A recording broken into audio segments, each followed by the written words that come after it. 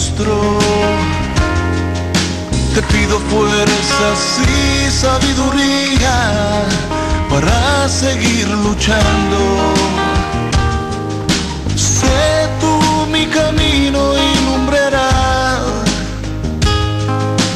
Guárdame de espinas y leones.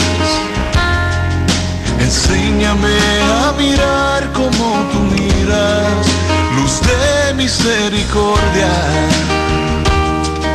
Consuélame cuando fallen mis amados.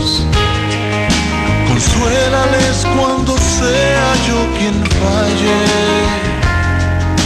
Cultiva en mí la paciencia y tolerancia cuando hayan disensiones.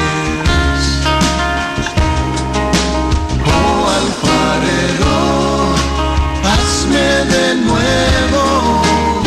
Si me rompo en tus manos, moldéame, oh Dios, pues no te quiero defraudar. Oh Señor, soy carne y hueso, barro imperfecto.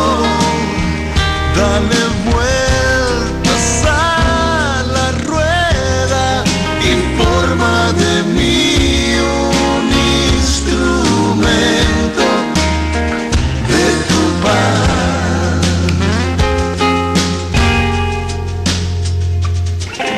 Refrena esta lengua malcriada, que no salga de ella comentarios torpes, que procure siempre vendar lastimaduras, pronunciando bendiciones. Ponme en el medio del desierto para ser cantimplora de tu nombre. Obedecer tu palabra es lo que quiero. Quiero ser un mejor hombre. Oh alfarero, hazme de nuevo.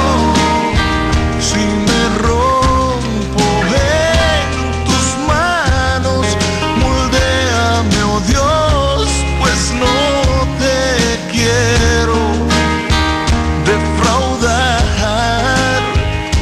Oh Señor, soy carne y hueso,